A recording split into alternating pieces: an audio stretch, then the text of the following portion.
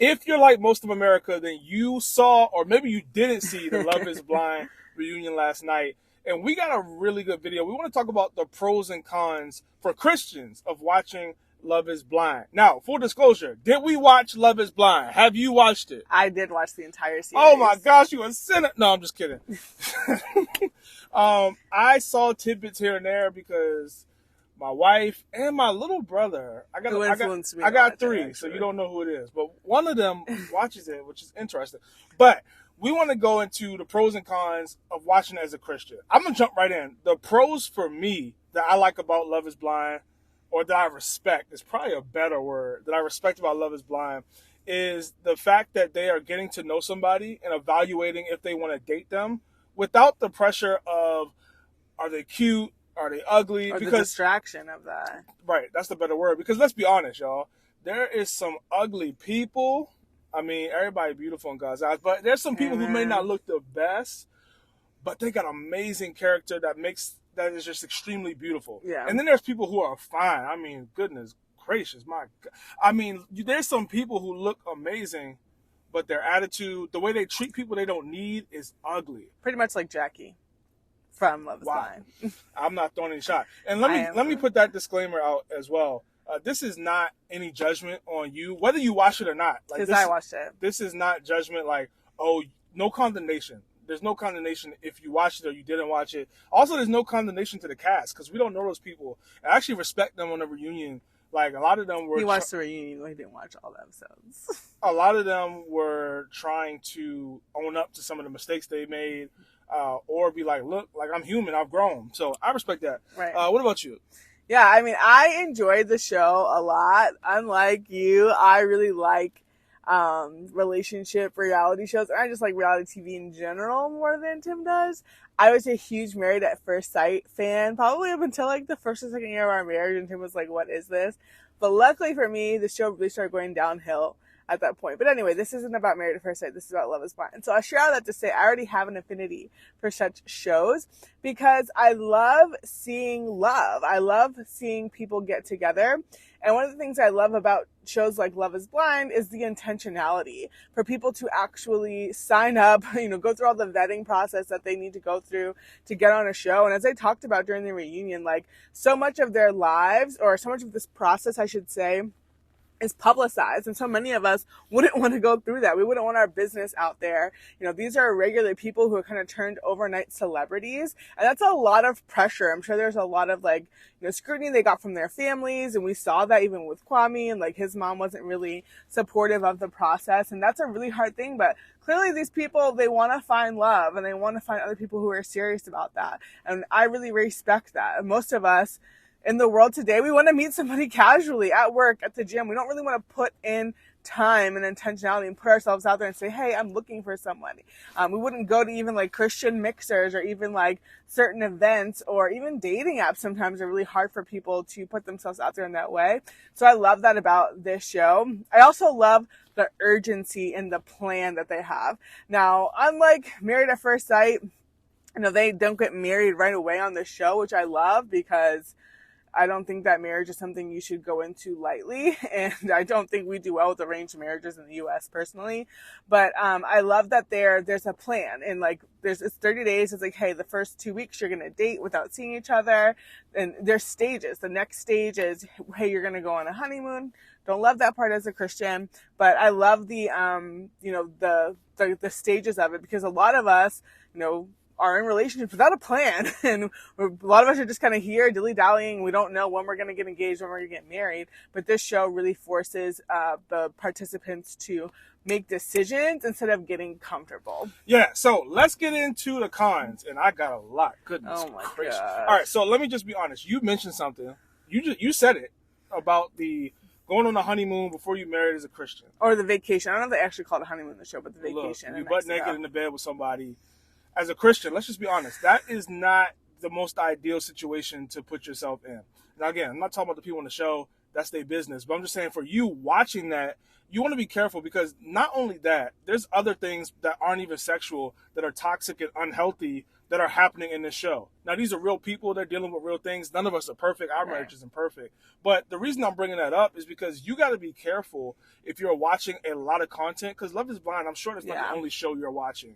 You got to be careful when you're watching a lot of content that has toxic and unhealthy relationships, because whether you believe it or not, whatever you sow, you're going to reap. Yeah. So if you're continually watching stuff like that, you're going to one day be in a relationship and be popping off at the mouth or doing things that aren't great. And you can be like, man, like, how did this happen? It's because you've been feeding that to yourself. Yeah. So that's just something I want you to consider. That even reminds me of, like, that's what Marshall said in the show about Jackie. You know, she was used to that toxic love because that's what she was exposed to. And a lot of us, maybe it's not in our families, but it is, you know, it does matter in the content that we watch and we hear. Yeah. So think about when you're growing up. A lot of you're older now, so you're starting to realize things that you said you would never do that your parents have done, you're starting to do. Not because you want to, but because it's what you've seen. And inevitably, whatever we see, we begin to act out if we see it enough, whether you want to or not. So that's just something I want you to think about. Yeah, it's basically normalizing. You don't want to normalize dysfunction or toxicity or sin. If we want to just call a spade, if you're a Christian, you're watching this. Obviously, if you are not a Christian, you don't care about what God thinks, about what he says, about relationships, this video is not for you. But we know a lot of Christians watch Love is Blind. And like I said, I was one of them. So are you going to watch the next season? I won't. And I made that was like my boundary, because I watched like the first half of it with one of my little brothers. And I was like, all right. And I have a hard time, if y'all know me, I have a hard time quitting stuff. So a lot of times if I watch a season of something, I really like have to finish it and find out what happens. There's certain things that hasn't been true because it's been so wild. But anyway, I said, okay, I'm going to finish this season and I'm not going to look back.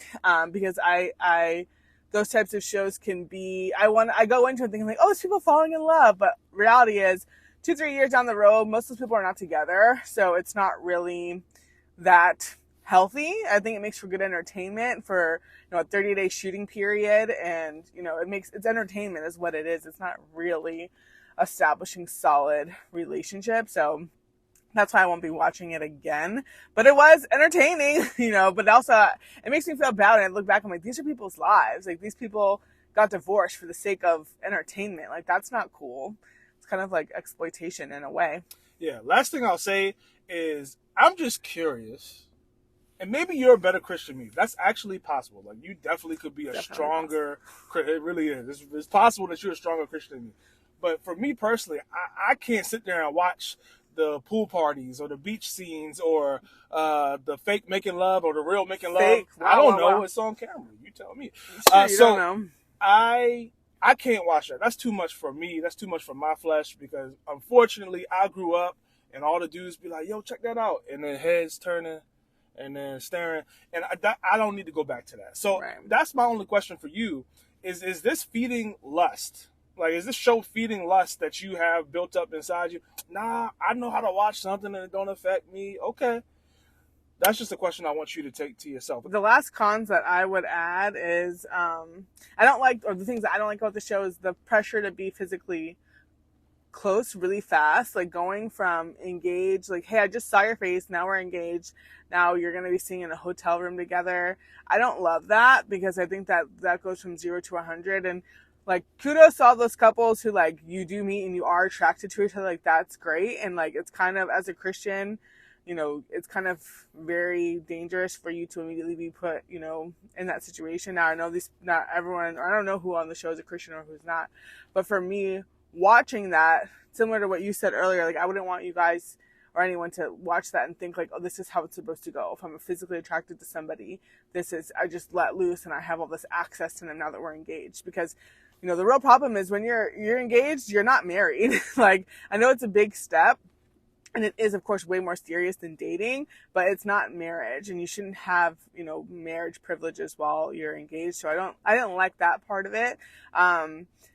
And, similar to the pro that I mentioned about the timeline and them having a plan, I don't like that it's 30 days or less. I don't like that, there's that much pressure. I think for the older couples on there, like Tiffany and Brett, they're 35, 36. They've dated a lot. They've had a lot of life experience. They know what they want. And they honestly, in my opinion, were the healthiest couple from what I could see. And people say they're boring. They are boring for reality TV, but that's the problem with reality TV, is we think, things that are entertaining and are exciting, that's what we want to see, and it's feeding the wrong part of us. But I loved them. I did not like seeing Tiffany's bottom. I was not expecting all of the sex scenes or the intimate scenes, because again, I'm not really used to watching stuff like this. But, I think the pressure of, getting married in 30 days for an American couple is extremely wild. As I mentioned earlier, we don't do well with arranged marriages and people telling us what to do in the US. Like, most of us choose our spouses, and you should be able to choose your spouse if that's what you want. But I think that getting married that fast, like, you're making such a big commitment blind. And I think that if you have an ideal of like respecting and loving marriage, like no matter who you're married to, then you're probably end off, in a pretty good position. But a lot of us don't.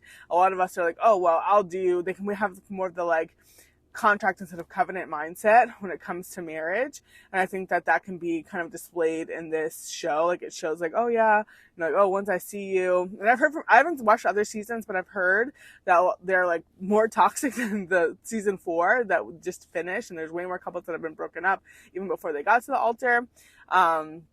So I think that, the show kind of facilitates that. And again, I just don't, sometimes people go on reality TV for the wrong reasons, and you'll never really know the motives for that. But I think people can be so blinded by love because they're so excited at the opportunity that they're not really asking the right questions. They're skipping steps through the stages just to get to the altar, to not be embarrassed, to not be, left there, or whatever the case is. But they're not really getting to know the person and really getting to know themselves with this person before they say, I do. Really, our heart, honestly, seriously, is for you to take this to the Lord. Because we're not going to tell you whether you should or shouldn't watch Love is Blind.